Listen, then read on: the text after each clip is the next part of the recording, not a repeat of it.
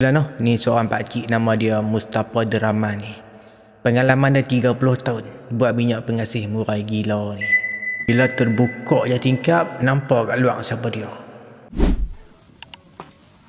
Yang ni cerita daripada penonton ni yang duk tengok Madi cerita kan, dia peterangin nak hantar cerita. Jadi kakak ni salah seorang subscriber React 87 lah. Nama dia Kak Mastura. Dia pun agak berusia dah lah ni kan. Dia cerita balik zaman tu dia baru kahwin dah. Dalam 2 tahun pertama macam tu lah. Jadi Kak Mastura ni kampung dia di Machang tau, Kelantan.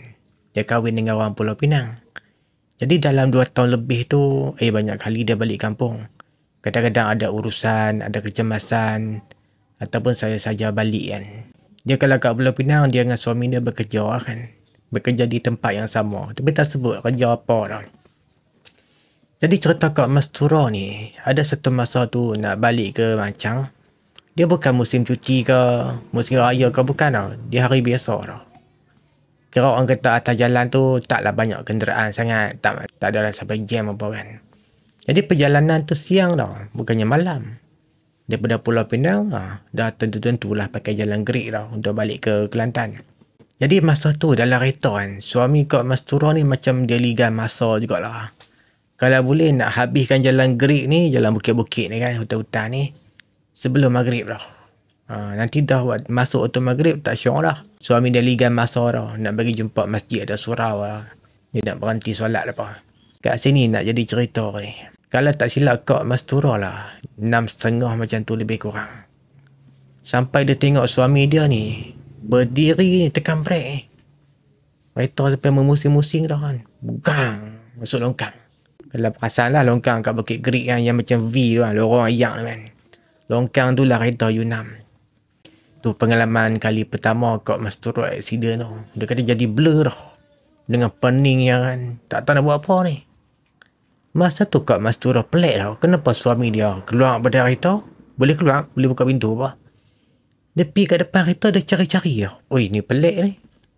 Macam ada benda penting yang hilang. Tu baru-baru accident tu. Orang pun tak berhenti lagi. Masa tu baru suami jerit-jerit lah. Suruh Kak Mastura keluar lah. Bukan apa dah. Takut kereta terbakar, meletup ke apa kan. Risau-risau jadi macam tu lah. Jadi adalah kereta berhenti. Orang naik motor pun ada berhenti apa. Jadi ramai dah kat situ. Jadi Kak Mastura dengan suami dia pun duduk atas rumput tu. Duduk bertenang apa dulu. Yang suami dia isap okok. Lepas tu adalah orang yang berhenti tu hulung ayak kan. Dan lepas tu memang apa telefon bantuan lah kan. Tu Kak Mastura kata, tang mana orang insurans ni duduk lah. Cepat betul dia pun sampai. Takkan menyorok dalam hutan kot no. Tapi tak katalah orang insurans ni memang laju dia pun. Kak Mastura dengan suami banyak diam lah. Apa orang tanya jawab kan. Jadi orang yang berhenti tu adalah ramai juga berhenti kan. Tanyalah suami, abang macam mana boleh jadi ni? Kat sini suami dia cerita, abang mengelak pada orang tu lintas jalan tadi. Jadi orang yang berhenti yang tanya soalan ni kan, dia pun tengok sekeliling. Hutan ni, main mana orang tua? Itu kampung, logik jugalah kan. Ni hutan. Dia pun tengok sekeliling tau, biar betul bang. Orang tua mana ni? Suami Kak Mastura geleng kepala. Bukan orang tua betul tu. Suami dia kata tu. Faham dah apa dia dah. Makcik yang lintas jalan ni, suami dia nampak kan. Dia pakai kain batik, baju bunga-bunga. Lepas tu pakai serkut kepala apa kan. Dia melangkah biasa ya. Tapi laju dah. Macam tak kena dah. Kelajuan dia melangkah dengan cara dia melintas laju tu. Macam nak terapung pun ada. Orang tua tu yang suami mengelak. Dan suami Kak Mastura kata dia memang langgang. Nampak terpelanting lah tu dia keluar pergi cari. Tapi tak ada dah. Jadi orang yang ramai-ramai kat situ kata, abang dah jangan dia fikir kan. Bukan orang tu. Tak payah nak takut lah. Abang tak langat orang pun. Masa duduk atas rumput tu lah. Yang suami cerita balik kan. Hujung mata nampak ni. Orang tua tu ada ni. Dia berjalan-jalan. Bila toleh. Tak ada. Sekali ada hujung mata belah kiri pula. Rasa ke belakang pula. Hujung sana pula. Rasa dia ada kat situ. Macam duk tengah perhati dah accident tu. Dalam cerita ni Kak Mastura tak cerita dengan detail lah. Bantuan datang macam mana, mereka ke mana lepas tu apa semua kan. Nanti dia cerita balik masa dia ada balik di kampung dah kan. Di Kelantan. Jadi ayah Kak Mastura ada cerita kat suami kan. Sejarah-sejarah jalan gerik ni. kira cerita cara sembang-sembang kan. Bukanlah detail sangat kan. Jadi ayah Kak Mastura cerita kan. Benda tu dah ada lama dah kat situ. Kita manusia ni lah pergi buat jalan nak guna, nak lalu. Kita yang tumpang tempat mereka untuk lalu kan. Biasalah nama perhutan. Jadi ayah Kak Mastura cerita dekat suami. Kak Mastura pun dengar jugalah. Ayah dia cerita kan. Dulu tahun 90 lebih kedua kan. Ada satu rombongan ni. Dia pun lalu lah jalan kerik ni dengan van dah. Kau ramai lah dalam van ni. Malam dah. Dia pun perasan macam ada orang atas jalan. Sampai dekat sulur dengan lampu van. Askar. Nampak ni dengan senjata apa kan. Baju macam baju askar kan. Jadi dia pun ingatkan roadblock. Roadblock dia pun dengan kayu ya. Tak ada lampu apa pun. Dalam gelap ni. Tu kalau orang tak nampak akan tutup langgar lah. Jadi yang van ni, rombongan ni, dia pun slow tau. Berhenti lah kan. Kok askar tu nak tanya apa. Askar tu suruh jalan. Masa van berhenti tu lah, yang pemandu van ni tengok askar tu. Kenapa pakaian dia macam askar Jepun dah. Bila van dah berjalan, belakang-belakang ni pun perasan. Bukan askar Malaysia apanya. Pakaian tu nampak dah askar Jepun. Dekat topi pun ada bintang lah. Muka orang Jepun. Jadi van tu dah terlajak ke depan. Berhenti, tapi tak turun lah. Pakai duduk apa kali ke belakang nak tengok. Dah tak ada pun roadblock tu. Tu ayah Kak Mastura cerita balik lah. Benda tu jadi 90-an dulu ni. Tu yang Kak Mastura kata alhamdulillah walaupun kereta dia pun teruk kan. Tapi Kak Mastura dengan suami ada lebam-lebam sikit kan. Sebab apa? Terhandah kan. Terpelanting kan. Tak ada cerita orang teruk-teruk sangat kan. Sejak pada tu, suami kalau nak balik ke kampung, awal pagi ke, pukul 8 ke, pukul 9, sebelum gelap ke sampailah di Kelantan apa kan. Dia risau jadi lagi benda tu. Cerita-cerita yang main daripada majalah tu. Bukan saja unsur seram, mistik kan. Kadang-kadang adalah benda mereka nak sampaikan kan. Benda-benda baik lah kan. Sebagai pengajaran. Dia macam dalam cerita ni lah kan. Seorang makcik yang pakai susuk daripada muda tau. Dia meninggal tak sempat buang susuk tu. Sebab apa tau? Di mana dia pasang susuk tu, di situ sepatutnya dia kena buka buang tau. Maksudnya bomoh tu lah akan buang. Tapi tak sempat tau. Bomoh tu meninggal dulu. Jadi waktu makcik ni meninggal, memang dikebumikan sekali dengan susuk dia tau. Kat sini nak jadi cerita ni. Cerita yang ditulis dalam majalah ni, tak tahulah kan setakat mana, sejauh mana kebenaran dia kan. Cerita tu ditulis apa kan. Kita boleh baca, boleh dengar lah cerita ni kan. Dalam cerita ni, seorang abang nama Hisham dah. Nama dia panjang lagi lah. Balik sebut Syam lah. Dia ni kampung dia dekat Selangor dah. Dia ni duduk luar lah. Tapi kalau cuti, dia balik kampung dah. Jadi satu hari tu dia balik ke kampung. Dah 2-3 hari dah dia duduk kat kampung. Dia dengar cerita dah. Yang kata makcik yang nama Midah ni dah meninggal 2-3 hari dah. Lepas tu ada kecoh-kecoh di kampung. Dia kata orang nampak jelmaan dia duduk berkeliaran. Jadi Abang Syam ni kenal lah apa ni Makcik Midah ni. Umur dia meninggal masa tu 60-an dah. Dan Makcik Midah ni dikatakan zaman muda dia boleh kata dia tercantik lah di kampung. Sampai dia berusia pun orang kata kalau tengok daripada belakang tu macam anak dara lah. Walaupun 60-an kan. Tapi orang kata macam tak kenal dengan umur. Macam muda nampak dah. Kata masih lawa dah. Jadi lepas beberapa hari yang Makcik Midah ni meninggal kan. Benda ni dia duk mengusik apa jiran Makcik Midah lah ataupun kawan baik dia.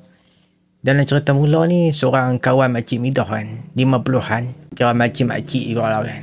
Malam tu dia duk buat kerja kat dapur lah, duk basuh pinggan. Biasalah basuh kat sinki kan. Berdepan dengan dia ni tingkap. Jadi waktu tu ada bau busuk dah. Jadi macam tergerak hati nak buka tingkap, nak tengok ada apa kat luar yang busuk ni. Jadi makcik 50-an ni buka tingkap nak tengok apa dia yang busuk kat luar ni. Bila terbuka je tingkap, nampak kat luar siapa dia. Sampai tergamam ni makcik ni. Yang ada kat luar tu, muka, orang kata wajah dia kan. Nampak lah macam Makcik Midah. Muka sebelah buruk, siap ada ulat lagi dah. Dalam cerita ni kata ulat bergerak-gerak. Sebelah lagi jelas yang tu muka Makcik Midah lah. Rupanya bau busuk tu main pada situ lah. Kira dalam cerita ni kata amat hodoh dan menjijikkan. Yang jijik tu nampak muka buruk tu kan. Dan sampai ada ulat tu. Jadi makcik 50-an ni dia berlari sambil menjerit ni. Lari pergi kat ruang tamu lah. Adalah lelaki dia kot kan dekat ruang tamu. Lepas tu tak cerita pula demam ke apa ke, tak sebut lah pula kan. Jadi benda tu terus menerus hidup kacau dah. Jiran-jiran dan kawan-kawan macam Midah ni, benda tu mengusik. Kira waktu tempoh tu kira macam darurat lah kan. Budak-budak muda yang suka lepak malam, lewat-lewat apa kan, tak ada lah di kampung. Lepas tu baru-baru lah benda ni jadi. Ke depan hari tu okey lah kan. Dalam cerita lain lagi, yang ni orang kata kawan arwah macam Midah lah kan. Yang ni kejadian dia di dapur juga dah. Yang ni tak cerita dia buat kerja apa kat dapur.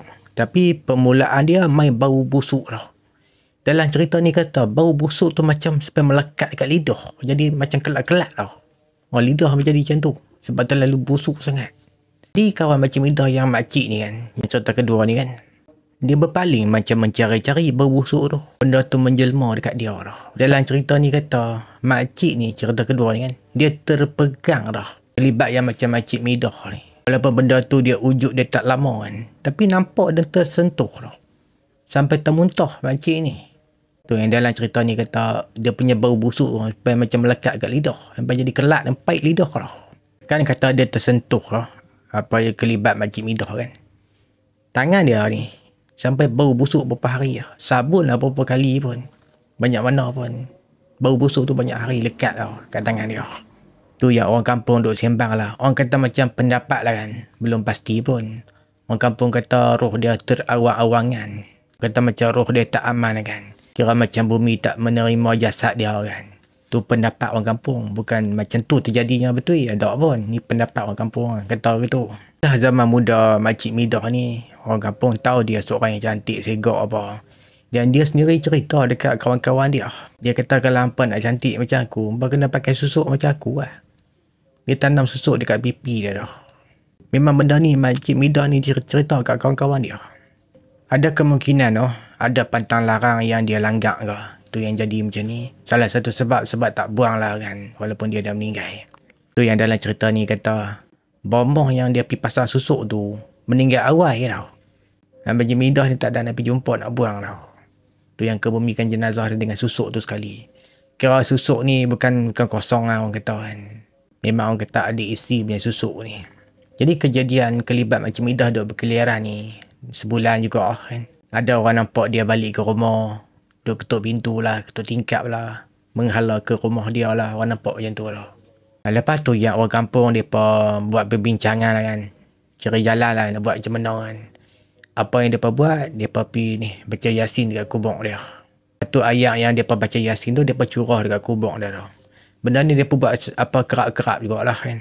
Yang benda ni boleh terberhenti. Yang kata benda ni tak mengacau siapa tak nampak dah kan. Dia 40 hari dah gangguan ni berhenti dah. Kalau dalam cerita ni pendapat Madi bersangka baik lah kan. Mungkin itu jin yang mengusik orang. Ambil kesempatan dia menyerupai apa makcik Midah ni kan. Kita cuba bersangka baik kan. Tapi itulah dalam cerita ni pendapat orang kampung kata dia punya roh terawak-awangan dah. Orang kata bumi tak menerima dah jasad dia sebab dosa syirik yang dia buat kan. Tu pendapat sajalah kan. Tu macam Madi kata tadi lah, kita pun bersangka baik lah kan. Mungkin jin lah kan ambil kesempatan menyerupai dia ke. Lepas tu jadi fitnah pula kan dekat dia kan. Bersangka baik kan. Dalam banyak-banyak cerita pasal minyak pengasih yang kita paling kerap dengar, minyak dagu, minyak buluh perindu, minyak cenuai. Dia macam-macam jenis lah. Tu paling kerap kita dengar kan. Tapi yang jarang kita dengar macam dalam cerita ni, minyak pengasih murai gila dah. Burung murai gila tu kan. Yang tu yang digunakan. Tapi ada bahan-bahan lain lagi lah. Sat Mali sebut apa dia dah. Dia dalam cerita ni satu orang kata kejadian tu. Seorang lelaki yang nama Hasan. Dia ni kan dah macam orang gila dah jadi dia. Duduk termenung kat tingkap, berjam duduk kat tingkap. Dah puas duduk kat tingkap, duduk kat apa pintu rumah pula duduk termenung. Makan pun tak, minum pun tak, mandi pun tak, tidur pun tak. Bagi dia siang dengan malam ni sama ya. Kadang-kadang orang tengok dia teriak apa kan. Satu lagi dia malu sama dengan kawan-kawan dia, adik-beradik dia. Sebab apa dia malu? Lagi sehari dua nak kahwin. Bakal bini dia tu, iaitu tunang dia lah, lari dah. Dengan alasan yang tak munasabah dah. Aku tak suka kat asal tu. Aku tak mahu dia. Yang tu yang alasan dia. Padahal sebelum tu bercinta, bertunang, elok ya. Dekat nak kahwin jadi macam tu. Tu yang si Hasan ni jadi gila macam tu. Dalam cerita ni, adik-beradik Hasan ni, tiang jugalah cari orang berubat apa kan. Tapi tak ada perubahan apa. Sampai kan jumpa doktor pakar dah. Kok Pak Hasan ni boleh berubah kan, berkurang ada punya tekanan jiwa dia kan. Tak boleh dah. Biasa kita tengok orang peras kalau putus cinta pun dah teruk. Yang ni peras sebab lagi 2-3 hari nak kahwin. Tiba-tiba bakal bini bagi alasan macam tu. Lari tak mau kahwin. Mau tak gila kawan tu. Dah buat persiapan dah pun. Tinggal nak menikah, nak bersanding ya, nak kenduri ya. Jadi dah berlalu beberapa minggu Hasan jadi macam tu kan. Satu hari tu seorang kawan dia dah. Nama dia Daud. Daud ni mailah kat rumah Hasan kan. Hasan tempat dia duduk termenung depan rumah kan. Selalunya. Berjam duduk termenung. Duduk mengenangkan nasib dia apa kan. Duduk sedih apalah. Jadi Daud ni. Dia main dekat si Hasan. Dia jumpa Hasan. Sembang dengan Hasan. Dia buka satu bungkusan dah. Jadi bila buka bungkusan tu. Dalam tu ada slipper dah. Slipper Jepun. Sebelah je. Belah kanan. Mungkin Hasan tak tahu. Untuk apa. Nak buat apa kan. Apa yang Daud buat kan. Tarik tangan si Hasan. Dia calik minyak dah dekat jari si Hasan. Lepas tu dia ambil tangan Hasan. Suruh ni lah. Tenyeh lah kan. Minyak tu yang lekat kat jari Hasan tu. Dekat slipper. Yang slipper Jepun belah kanan tu. Tenyeh. Sambil niat dah. Kira ni Daud bagi tahu lah dekat Hasan. Niat lah kan. Dia punya tunang dia. Yang nak kahwin lah kan. Nama dia Hasanah. Minta Hasanah tu balik kepada Hasan dah. Itulah Hasan berniat dah. Masa tonyoh jari dia yang ada minyak tu. Dekat slipper tu. Dan lepas tu, tak lama lepas tu, Daud dia menghilangkan diri. Dia buat apa dah? Nak pergi hantar slipper tu balik dekat rumah Hasanah. Hasanah tu lah. Apa ni, bakal bini si Hasan kan. Yang buatkan Hasan peras kan. Jadi tak lama lepas tu, Hasanah dia pakai slipper tu. Dia pakai macam biasa. Nak pergi rumah jiran, jalan pergi rumah kawan dia apa kan. Bila dia pakai slipper tu, kena dah. Selang 2-3 hari lah. Hasanah ni. Yang dia tak suka dekat Hasan. Tak mau ambil tahu dah pasal Hasan. Tiba-tiba. Dia tanya tau. Keadaan si Hasan macam mana. Tanya si Daud ni lah kan. Tu Daud kata dekat Hasanah tu. Hang berapa nak ambil tahu dia pasal dia. Pasal hang lah si Hasan jadi gila dah. Saja Daud kata macam tu. Marah jugalah kan. Kawan baik dia kot si Hasan ni. Sejak pada tu sebenarnya Hasanah ni dah terkenal dah. Yang tentang minyak tu kan. Yang tak kat kasut tu. Dia mula start jadi gelisah dah. Lepas tu dia melarat jadi terbayang-bayang muka Hasan. Nak pejam mata dan pejam mata pun muka Hasan. Duduk depan muka dia. Jadi macam terbayang lah. Senang kata macam orang angau lah. Dalam cerita ni kata. Makan pun tak. Minum pun tak. Bukanlah sampai berhari-hari tak makan kan. Orang kata tak ada selera lah. Makan pun tak. Minum pun tak. Mandi pun tak. Dalam cerita ni kata mandi tak basah. Tu kira tak mandi kan. Jadi berminggu-minggu benda tu jadi dekat Hasanah kan. Dalam cerita ni kata, tak ada perkataan lain selain nama Hasan yang disebut kat mulut dia. Si Hasanah ni lah. Benda lain dia tak ada sembang-sembang. Dia dah sebut nama Hasan je. Memang keluarga si Hasanah ni bawa pergi berubat. Tapi tak jadi apa. Sampai lelas sekali, Hasanah ni dia sendiri pergi ke rumah Hasan dah. Dia pergi duduk kat tangga. Sebab si Hasan selalu duduk kat tangga kan. Duduk termenung kat tangga hari-hari. Berjam-berjam. Hasanah pergi jumpa Hasan dekat depan rumah, kat tangga rumah kan. Sambil teriak-teriak ni, minta Hasan terima dia balik. Tapi dalam cerita ni tak cerita pula lepas tu dia jadi kahwin ke tak. Tapi jadi kahwin kot no. Itulah dalam cerita ni kata, pakcik yang buat minyak ni kan, minyak pengasih murah gila ni. Minyak ni bukan sebarang dah. Kalau buat ada niat tak elok, tak jadi. Dia waktu-waktu terdesak macam ni kan. Dah nak kahwin dah kan. Tak jadi. Boleh pakai. Ni seorang pakcik nama dia Mustafa Deraman ni. Pengalaman dah 30 tahun. Buat minyak pengasih murah gila ni. Itulah kata pakcik ni. Siapa yang terkena minyak pengasih murah gila ni. Maka gila lah dia. Gila-gila juga. Tapi benda ni dia akan jadi satu perkahwinan kan. Benda ni kalau buat ke arah negatif dia tak jadi tau. Bila niat nak kahwin, jadilah. InsyaAllah lah, jadi kahwin. Kira minyak pengasih ni tak payah nak calik dekat badan mangsa ke apa, tak payah. Macam dalam cerita dia lah. Calik dekat slipper je apa, sambil niat. Kata pakcik Mustafa Deraman ni kan, yang berat jodoh ni digalakkan lah kan. Kalau berat jodoh tapi betul-betul niat nak kahwin ni, bolehlah pakai. Dalam cerita ni, Pak Cik ni kata, dia ni dapat macam mana, orang kata, petunjuk lah daripada alam gaib dah, untuk menghasilkan minyak penghasil murah gila ni. Kata petunjuk daripada Tuan Puteri, burung meriak. Tak tahu kok salah eja ke dalam cerita ni. Sebab dia tulis meriak, bukan burung merak dah. Madi rasa mungkin salah eja kot tu. Mungkin Tuan Puteri burung merak kot. Kira petunjuk ni dia dapat ni, macam mana cara nak buat kan. Dia guna kelapa sulung dengan apa burung murai gila tu. Lepas tu ada lagi lah bahan-bahan lain. Lepas tu doa dah. Doa tu semua gunakan ayat Quran. Dan minyak tu ditaparkan selama 44 hari dah. Dan lepas tu barulah boleh guna. Tapi guna untuk tujuan baik saja. Kalau niat nak main-mainkan orang, terkena kat tuan badan sendiri lah kan.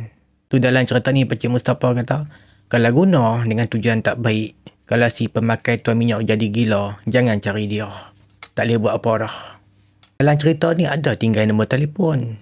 Tapi Madi cuba telefon, tak dapat dah. Tanya jugalah sebetul berapa.